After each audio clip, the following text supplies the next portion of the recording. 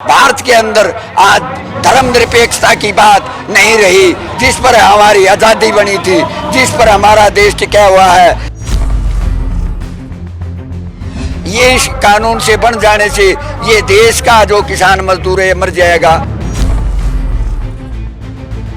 जितना निकम्मा कानून है उतना ही निकम्मा बनाने वाला है। अब ममता बनर्जी बंगाल के अंदर चुनाव लड़ रही है, वहाँ का किसान मजदूर सब खुशहाल है, लेकिन इन्होंने हिंदू मुसलमानों का वहाँ झगड़ा करा रखा है। यदि मोदी रहा इस देश का प्रधानमंत्री, देश टूट जाएगा, देश बर्बाद हो जाएगा।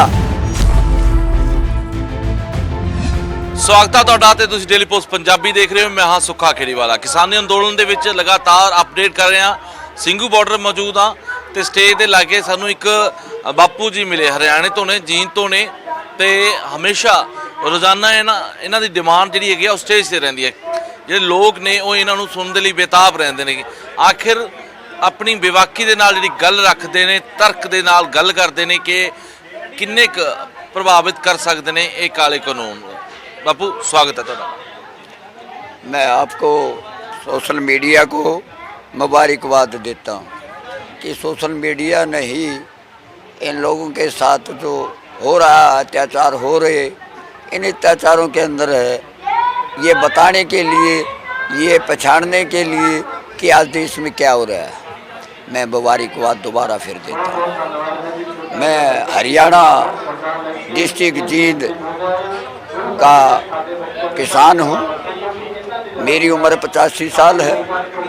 मैं इस आंदोलन से मैंने देश की आज़ादी को देखा है। जब राजगुरु सुखदेव, भगत सिंह जैसे लोगों ने, देश के समूचे राष्ट्र ने, या ये नहीं था जैसे आज इस देश को जो कि मेजोरिटी के अंदर लोग हैं, अंग्रेज़ों ने फूट डाल करके राज किया। ये देश कभी नहीं हारा। देश के अंदर जो है हमारे गद्दारों ने ही इस देश को गुलामी की तरफ, अंग्रेज़ों की तरफ उसमें गया, तो ये इनकी वजह से गया। जो आज इस देश की गद्दी पर बैठे हैं, चुनाव हुए, उस चुनाव के अंदर देश के लोग जो कि 70 साल से इस देश पर, 60 साल से कांग्रेस का राज था, लोग तंग आ चुके थे और राज को बदलना चाहते थे। लेकिन इसने, मोदी ने ऐसे झूठे, ऐसे जुमले दे करके हम किसानों से, हम मजदूरों से, जो कि हम 80-82% इस देश के लोग हैं, उसके इस भका के अंदर, इन जुमलों के अंदर हम आए। इन्होंने दिया नारा कि ये देश के लोगों, इस देश को एक तरह की आज़ादी इस कांग्रेस ने इस देश को लूट लिया है। हम आएंगे और इस देश में आपके खातों से, इस कांग्रेसियों को ने जो धन काला बार करा लिया है, उसमें हम आपको वो काला धन ले आएंगे और आपके खातों के अंदर 15-15 लाख रुपये आएंगे। हम देश के अंदर जब राज करेंगे, आप हमें वोट दो तो आपके जो है बच्चों को हम 2 करोड़ लोगों को नौकरियां देंगे। हम इसी बात को लेकर के इनकी बातों के अंदर आगे जुमले झूठे देते थे, उन आने करके हमने इनको वोट दिया और इस देश को इनके हवाले किया। लेकिन आते ही इन्होंने इस देश के साथ एक जो कि अपने देश के साथ करना चाहिए वो ना करते हुए, ये तो विदेशी लोगों से भी नालायक और गलत आदमी साबित हुआ, जो कि देश को, जो अंग्रेज़ों ने लूटा इस देश को, उससे भी ज़्यादा लूट खसोट की तरफ इन्होंने इससे कानून बनाने शुरू किए।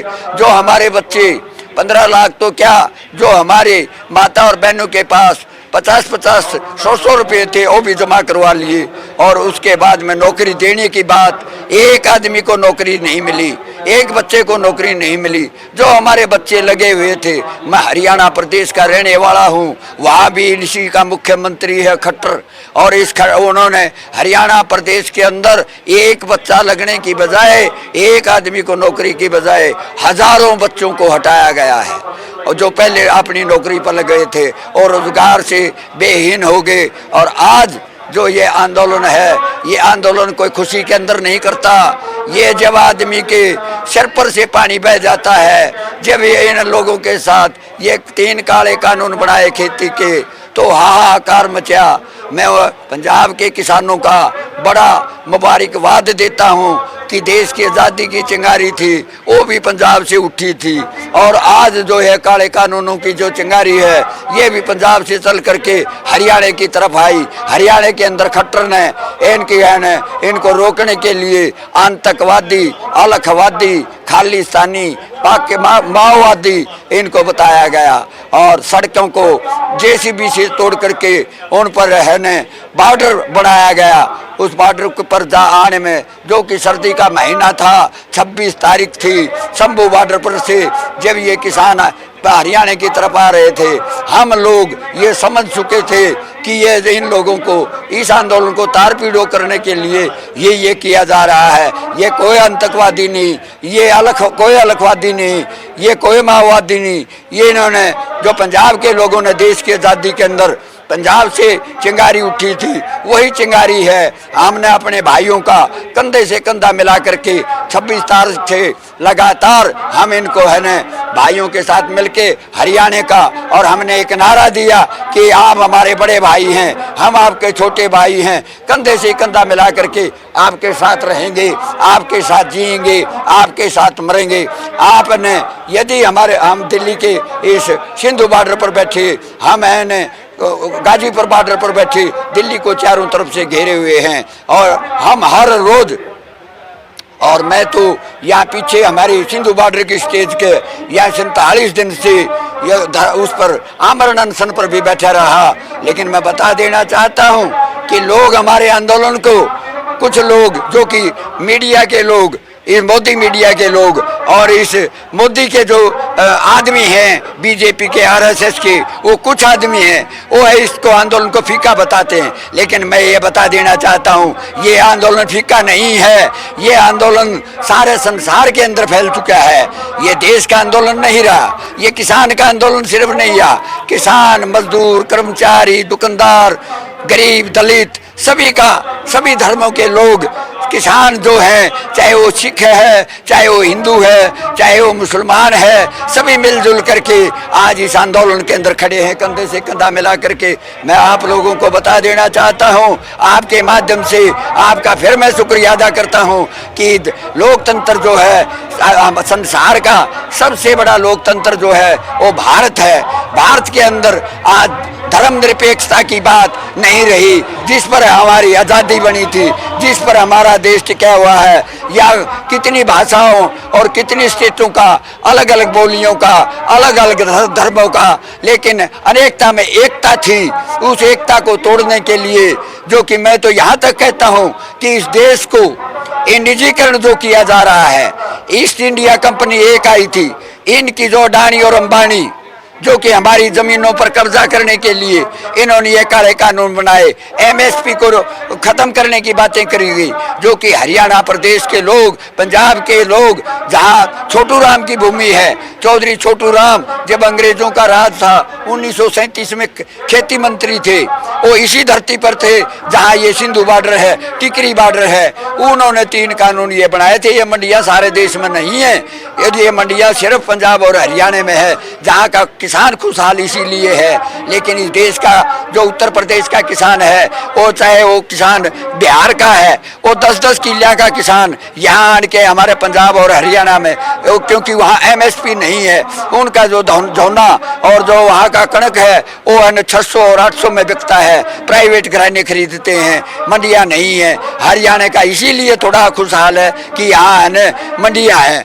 ये इस कानून से बन जाने से ये देश का जो किसान मजदूर है मर जाएगा, सिर्फ खेती करने वाला नहीं, जिसके पास जमीन है वो मरेगा, क्योंकि ये जमीन कारपोरेट घराने अपने बड़े बड़े गोदाम बना रहे हैं, जो कि पहले से ही बना दिए थे। कोरोना का बहाना लेकर इसने पार्लियामेंट के अंदर, जहां राज्यसभा में इसका वो नहीं था, बहुमत नहीं था। रात के 12 बजे इस कानून को कोरोना का बहाना बना करके और इसने पास कर लिए। लेकिन ये कानून जो है ये रद्द कराएंगे, क्योंकि ये लोग रणबांकुरे हैं, ये लड़ना जानते हैं। सभी देश के लोग कंधे से कंधा मिलाकर, जो किसान और मजदूर और छत्तीस बिरादरी के सभी धर्मों के लोग आज कंधे से कंधा मिलाकर चले हुए हैं। हमारा इतना बड़ा भाईचारा, लोग ये कहते हैं ये कानून रद्द नहीं करेगा। कौन कहते हैं? ये यही लोग कहते हैं। लेकिन हरियाणा और पंजाब के अंदर, उत्तर प्रदेश और राजस्थान के अंदर देखो, आप एमपी के अंदर देखो, हरियाणा प्रदेश का उप मुख्यमंत्री दुष्यंत चौटाला, जो कि चौधरी देवीलाल का पोतरा है। मैं चौधरी देवीलाल जी के साथ 30 साल तक रहा हूँ और एक किसान नेता था। लेकिन इसने जो है, जो कि इसके बीजेपी के खिलाफ वोट लेकर के उप मुख्यमंत्री बनया, इसने जलालत करी, हमारे किसानों के साथ बड़ा धोखा किया। ये गद्दार लोगों को हम हैं, हरियाणा प्रदेश के लोग, पंजाब के किसान, उत्तर प्रदेश, कहीं का इनको है न, इनके मंत्रियों की हिम्मत नहीं कि किसी उसमें जा करके ये अपना है न भाषण दे दें। तो इस बात पे बात करता हूँ कि पंजाब में भी एक विधायक की हाँ मारकूट हुई है कि कहोगे इसमें लेके जायज नजायज कितना लगा थानू? ऐसा है, मैं इस बात से मैं नहीं, मेरा साझा मोर्चा का हर आदमी यह है भाई हमें इस बात की तो नखेदी कर दिया, लेकिन भाई इस तरह का ना करो। लेकिन हालात हो गए हैं, हालात किसी के बस की बात नहीं है, जज्बात इतने हैं, इनसे लोगों ने घृणा इतनी हो गई है, इन लोगों से विश्वास उठ गया है, इन लोगों से है जो कि उनकी हिमायत कर रहे हैं, इन लोगों ने बाहर आ जाना चाहिए। ये इस सरकार का मदद नहीं करना चाहिए, इसीलिए हम कर रहे हैं। हम हरियाणा प्रदेश के अंदर यहाँ का मुख्यमंत्री, यहाँ का कोई मंत्री, कोई आदमी किसी के गांव के अंदर उसको है घुस नहीं सकता, किसी शहर के अंदर नहीं घुस सकता। जब ये अपना कोई प्रोग्राम देते हैं तभी पता हमें लग जाता है किसान मजदूर को, तभी हम इकट्ठे होकर के उसके आने से पहले इनके हेलीपैड को उखाड़ देते हैं। मैं जींद जिला का ही रहने वाला हूँ, वहीं से उचाड़ा से ये जो डिप्टी सीएम है दुष्यंत, ये बनया हुआ है, इसने कर सिंधु गाँव में। तो अगर बात करें देश के प्रधानमंत्री की, तो काफ़ी समय हो गया है, आपको भी घर आ नहीं गए आप, तो क्या लग रहा है ऐसा क्या करना चाहिए या होगा कि देश के प्रधानमंत्री किसानों की बातें सुने या इस पर कोई फैसला सुनाए? ऐसा है, ये देश की आज़ादी है कोई एक दिन नहीं मिली थी, इस आज़ादी के भी अंदर समय लगा था।